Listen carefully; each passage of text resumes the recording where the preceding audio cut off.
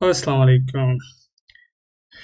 इस वीडियो में जो चीज़ें मैंने कवर करनी है बेसिकली क्योंकि कुछ काफ़ी कमेंट्स आ रहे थे कि यूनिवर्सिटीज़ का basically in detail application procedure कैसा है, मतलब स्टेप बाय स्टेप हमें क्या चीज़ें करनी पड़ेंगी।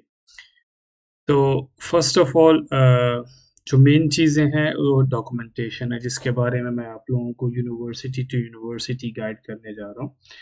इस वीडियो में जो यूनिवर्सिटीज़ मैं कवर कर रहा हूँ उसमें वीयूपी है, केंट यूनिवर्सिटी है, यूएलबी है और यूनिवर्सिटी ऑफ हेसेल्ट है। यूनिवर्सिटी ऑफ एंटवर्प की अभी तक डिटेल वेबसाइट पे अपलोड नहीं हुई है, तो उनके लिए मैं एक अलग वीडियो बनाऊंगा कि उसमें बेसिकली क्या-क्या स्टेप्स आपने फॉलो करने हैं। So let's start with VUB university. इनके एडमिशन 15 नवंबर से ओपन हो जाएंगे, ठीक है। तो 15 नवंबर की डेडलाइन आपने अपने पास सेव कर लेनी है। अब जबकि एडमिशन 15 नवंबर से शुरू हो रहे हैं, तो आपने क्या स्टेप्स लेने हैं बेसिकली। अगर आप सिर्फ वीयूबी यूनिवर्सिटी को टारगेट कर रहे हैं, मतलब आपने सिर्फ इसी यूनिवर्सिटी में ही एडमिशन लेना है, आप कहीं और अप्लाई नहीं कर रहे हैं, तो you don't need to legalize your documents, any of your documents, if you are interested in your admission. तो बेसिकली इनका पहला जो स्टेप है वो ये है कि इनकी वेबसाइट पे आपने ऑनलाइन एप्लीकेशन बेसिकली फाइल करनी है। जब इनके एडमिशन ओपन हो जाएंगे after 15 of November, I will make a video how you have to follow the steps in application as well. अब आ जाते हैं मेन डॉक्यूमेंटेशन के ऊपर कि आपको इसके लिए क्या-क्या डॉक्यूमेंट्स चाहिए बेसिकली।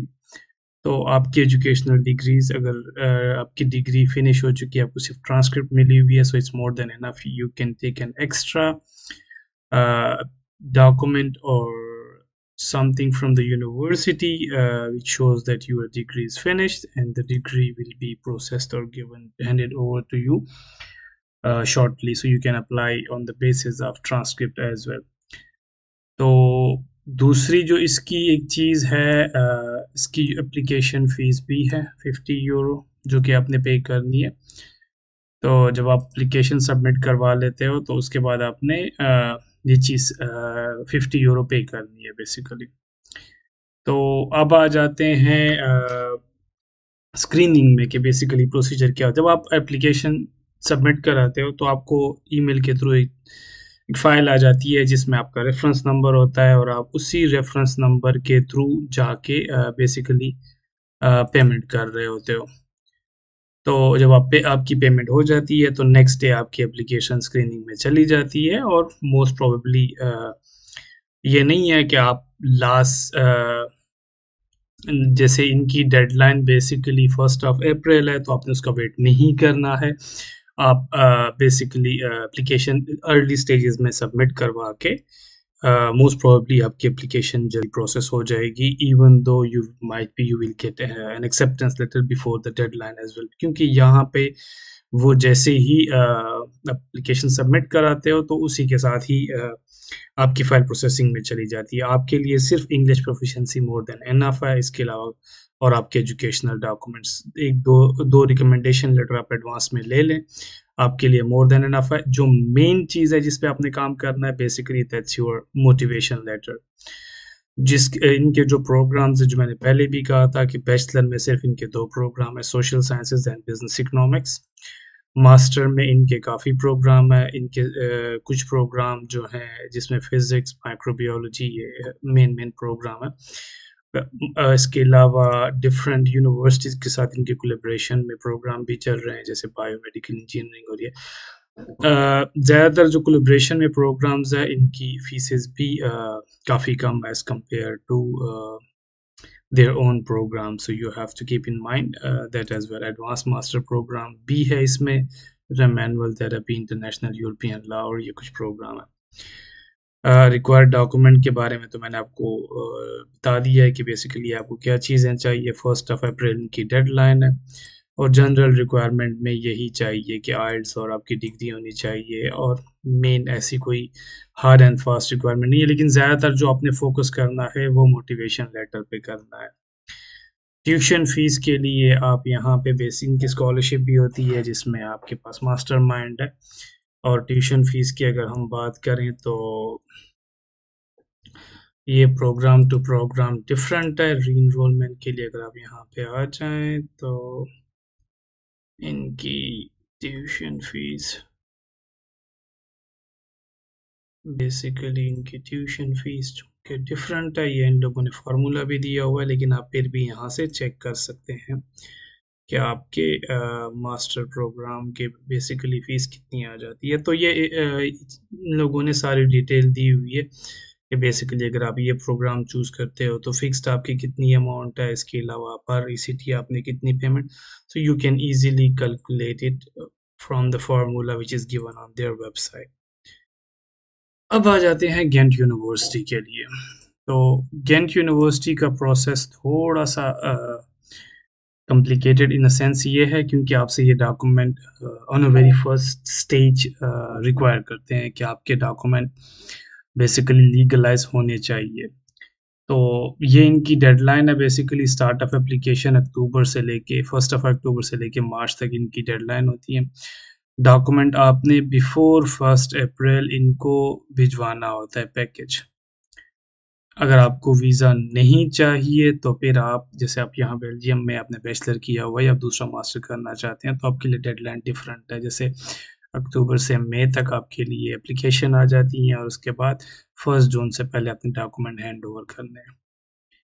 तो ये इनकी मेन चीज़ें हैं जो गेंट यूनिवर्सिटी का बेसिकली प्रोसीजर है। इसके लिए भी अ, जो मेन चीज़ है आपने वही इंग्लिश प्रोफिशिएंसी वगैरह अगर आइल्स है मोर देन इनफ है क्योंकि ये यूनिवर्सिटी काफ़ी टफ है एडमिशन क्राइटेरिया के बारे में तो आपने इन चीज़ों को फोकस करना है। Fees programme to programme vary करती हैं। मैंने पिछले वीडियो में काफ़ी इन डिटेल इनके फीसेस भी पोस्ट किए हुए हैं गेंट यूनिवर्सिटी के लिए तो आप उनकी डिटेल में जाके चेक भी कर सकते हैं। इनका जो रिकमेंडेशन लेटर है वो बेसिकली इस तरह से काम करता है कि जब आप ऑनलाइन एप्लीकेशन सबमिट कर रहे हो तो वहाँ पे अपने उनकी डिटेल देनी होती हैं तो रिकमेंडेशन लेटर्स की या रिकमेंडर्स की और उनके सील्ड एनवेलप में बेसिकली अपने रिकमेंडेशन लेटर यूनिवर्सिटी को भिजवाने होते हैं। And in application package, it means you have to send document by post. अब आ जाते हैं हिसल्ट यूनिवर्सिटी। मैंने अभी तक इसको इतना एक्सप्लोर नहीं किया है लेकिन मेरे काफ़ी अच्छे दोस्त हैं जो वहाँ से पीएचडी और मास्टर कर रहे हैं। तो Hasselt university is a quite research oriented and you can study and do the research at the same time. It's not that a big city, but still it's among the big cities. If you look into their ranking, so you have to keep in mind कि वहाँ पे job की opportunities बाकी cities जैसे आपके पास Brussels हो गया, giant और एंटवर्प हो गया या लुवन हो गया, तो यहाँ पे आपके पास थोड़ी सी अपॉर्चुनिटीज़ कम है, तो ये चीज़ अपने माइंड में रखनी है। बाकी university it's one of the top universities in Belgium and have a quite good ranking on the world level as well. तो इनकी डेडलाइन पे अगर आ जाएँ तो इनकी यूनिवर्सिटी की डेडलाइन काफ़ी अर्ली है। आपने हार्ड कॉपीज़ बाय पोस्ट भी भेजनी होती हैं। क्लियर लिखा हुआ है certified hard copies by postal mail. So आपने ये चीज़ ज़हन में रखनी है। Within 2 weeks after the deadline, तो बेटर यही है कि आप डेडलाइन से पहले ही इनको भिजवा दें। इनकी डेडलाइन बेसिकली इन लोगों ने प्रोग्राम टू प्रोग्राम रखी हुई है जैसे मास्टर ऑफ ट्रांसपोर्टेशन साइंसेज है। इसमें मेरे काफ़ी दोस्तों ने यहाँ से मास्टर और पीएचडी भी किया हुआ है। इसी यूनिवर्सिटी से मास्टर करके आगे पीएचडी की तरफ गए हुए हैं बेसिकली। 1 ऑफ मई इनकी डेडलाइन है। ठीक है, ये अगर आप स्कॉलरशिप में इंटरेस्टेड हैं तो आपने 1 अप्रैल से पहले एप्लीकेशन बेसिकली सबमिट करवानी है ताकि वो आप उनको कंसिडर करें जो बेसिकली यूनिवर्सिटी और वेलियर स्कॉलरशिप है। उसके बाद आ जाते हैं मास्टर इन मैनेजमेंट। तो 1 अप्रैल है बेसिकली इनकी डेडलाइन, तो आपने ये चीज़ जहन में रखनी है। बायोमेडिकल साइंसेज में 1 ऑफ मार्च है। जैसे मैंने पहले बताया कि इसकी डेडलाइन जो प्रोग्राम टू प्रोग्राम है वो डिफरेंट है। 1 ऑफ मई आर्किटेक्चर के लिए है और अगर आप किसी ऐसे प्रोग्राम में एडमिशन लेना चाहते हैं जिसके लिए आपको प्रिपरेटरी ईयर चाहिए बेसिकली डच, तो आपने 1 साल पढ़ना है तो उसकी ये डेडलाइन है। तो इन चीज़ों को आपने